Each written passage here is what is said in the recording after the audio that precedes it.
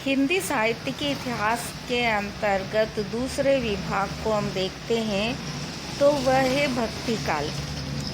आचार्य रामचंद्र शुक्ल के अनुसार भक्ति काल की समय सीमा 1375 से लेकर 1700 ईस्वी तक मानी गई है।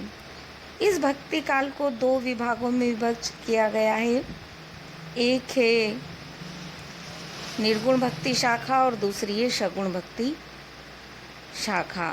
सगुण भक्ति शाखा को पुनः दो भागों में विभाजित किया गया है, राम भक्ति शाखा और कृष्ण भक्ति शाखा। कृष्ण भक्ति शाखा के प्रमुख कवियों में यदि देखें तो जिसका स्थान है वह है महाकवि सूरदास। आज हम इन्हीं महाकवि सूरदास के विषय में परिचय प्राप्त करेंगे इस वीडियो के माध्यम से। हमारी पाठ्य पुस्तक के अनुसार यदि सूरदास का जन्म संवत देखा जाए तो वह संवत 1540 है और देह अवसान इनका 1620 माना गया है। क्योंकि परीक्षा में आधार पाठ्य पुस्तक होती है इसलिए हमने उसी को यहाँ पर आधार रूप में स्वीकार किया है। इनके विषय में ये किंवदंती प्रसिद्ध है कि ये जन्मांध थे, परंतु इन्होंने जैसा वर्णन किया है उससे इस बात पर शंका भी की जाती है कि रंगों का जितना सुंदर वर्णन इन्होंने किया है उतना सुंदर क्या कोई जन्मांध व्यक्ति कर सकता है। इनके गुरु वल्लभाचार्य थे। एक शब्द आता है अष्टछाप। वल्लभाचार्य के पुत्र विट्ठलनाथ थे। उन्होंने सर्वोत्तम 8 भक्तों को चुनकर अष्टछाप की रचना की थी। मतलब एक संगठन बनाया था एक तरह से, उसमें 8 श्रेष्ठ कवियों को चुना था और अष्टछाप उन्हें नाम दिया था, जिसमें 4 वल्लभाचार्य के शिष्य थे और 4 उनके स्वयं के अर्थात विट्ठलनाथ के शिष्य थे। प्रश्न पूछ लिया जाता है कि ये 8 कौन थे, अष्टछाप क्या है, तो हमें थोड़ा ध्यान रखना है। 4 जो वल्लभाचार्य के शिष्य थे उनके नाम थे सूरदास, कुंभनदास, परमानंद दास और कृष्णदास। इसी प्रकार विट्ठलनाथ के जो शिष्य थे उनके नाम हैं गोविंद स्वामी, छीत स्वामी, चतुर्बुद्ध दास और नंददास। हम चूँकि सूरदास पर चर्चा कर रहे हैं तो इन 8 कवियों में सबसे प्रसिद्ध संगीतज्ञ के रूप में सूरदास की गणना की जाती थी। ये मूल रूप से पुष्टि मार्गी थे और यही कारण है कि इन्होंने अपने काव्य में राधा को विशिष्ट स्थान दिया है। इनकी सर्वाधिक प्रसिद्ध रचना के रूप में यदि देखा जाए तो वह रचना है सूरसागर, जिसमें 1 लाख पद माने गए हैं। कुछ लोग 1.25 लाख की भी बात करते हैं, कुछ लोग 1 लाख की करते हैं, परंतु जो उपलब्ध पद माने गए हैं वह 5000 के करीब उपलब्ध हैं। यह एक उत्कृष्ट गीति काव्य है।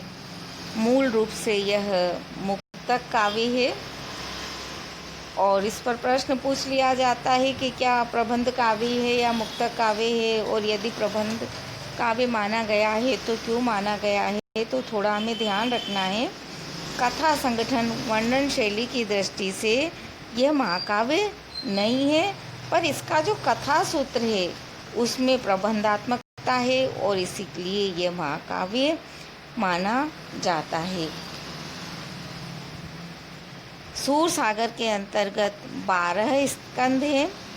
प्रथम स्कंध इसका विनय के पद से संबंधित है और 9वां स्कंध राम अवतार की कथा से संबंधित है, जिसमें वाल्मीकि रामायण से कथा ली गई है या उससे प्रभावित है, ऐसा हम कह सकते हैं। इस ग्रंथ का जो 10वां स्कंध है वह सर्वाधिक विस्तृत है, जिसके पूर्वार्ध में कृष्ण के बाल जीवन का बहुत विस्तार से कवि ने वर्णन किया है।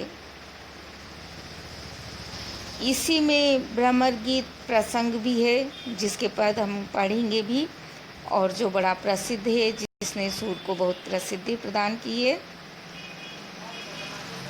सूर सागर का यह भ्रमर गीत प्रसंग सर्वाधिक मार्मिक, वाग वैधव्यपूर्ण प्रसंग माना गया है, जिसका आधार श्रीमद् भागवत का 10वें स्कंद माना गया है।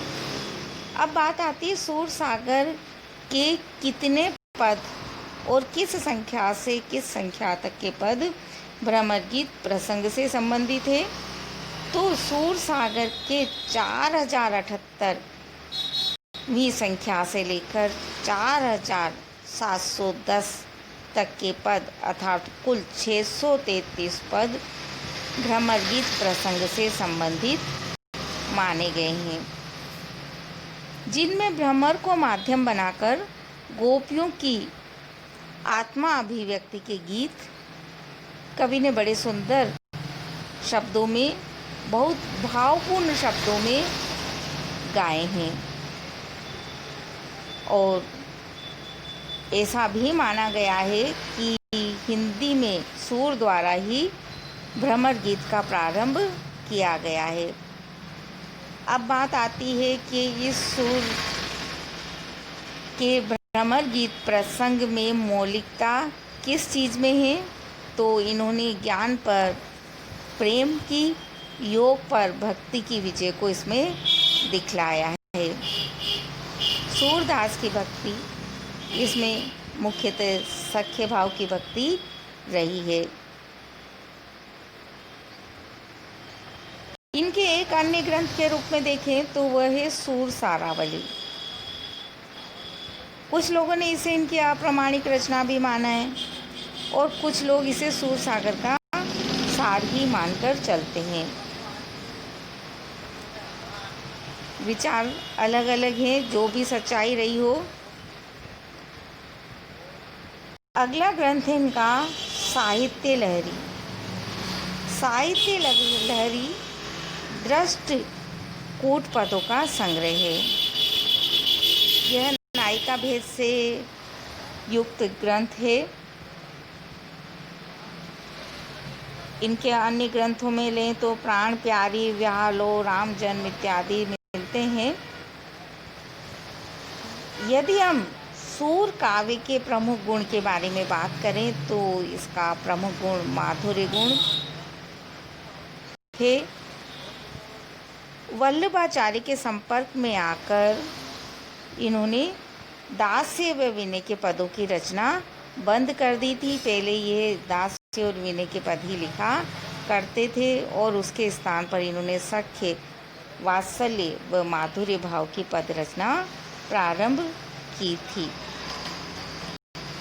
ब्रज भाषा को सर्वाधिक साहित्यिक रूप देने वाले यदि कोई कवि हैं तो वह सूरदास ही हैं। इसलिए यह ब्रज को साहित्यिक रूप देने वाले प्रथम कवि माने गए हैं। विट्ठल दास ने इन्हें इनकी मृत्यु पर पुष्टि मार्ग का जहाज कहा था। ये प्रश्न प्रतियोगी परीक्षाओं में भी पूछ लिया जाता है। शुक्ल ने इनके विषय में बहुत कम शब्दों में एक बहुत बड़ी बात कही है और उनका वह वाक्य है, सूर ही वात्सल्य है और वात्सल्य ही सूर है। आप इन बातों को अपनी परीक्षा की दृष्टि से याद रखने के साथ प्रतियोगी परीक्षाओं की दृष्टि से भी याद रखें। तानसेन ने इनके विषय में बहुत सुंदर पंक्तियाँ कही हैं। उन पंक्तियों को भी हम यहाँ पर कोट करना चाहेंगे। कीधो सूर को सर लग्यो, कीधो सूर को पीर, कीधो सूर को पद लग्यो, बेध्यो सकल शरीर। वास्तव में नारद भक्ति सूत्र में आसक्ति के जो 11 प्रकार बताए गए हैं, गुण, महात्म्यम, रूप, पूजा, स्मरण, दास्य, सख्य, कांता, वात्सल्य, आत्मनिवेदन, तन्मय, परमवीर है, ये सब सूर के काव्य में वर्णित मिलते हैं। पर इनका मन मुख्य रूप से सख्य और वात्सल्य में ही लगा है। इनकी ब्रज में यत्र तत्र हमें पूर्वी प्रयोग भी देखने को मिलते हैं। आप इस वीडियो को अपने सहपाठी मित्रों को, प्रतियोगी परीक्षाओं में भाग लेने वाले मित्रों को शेयर करें और लाइक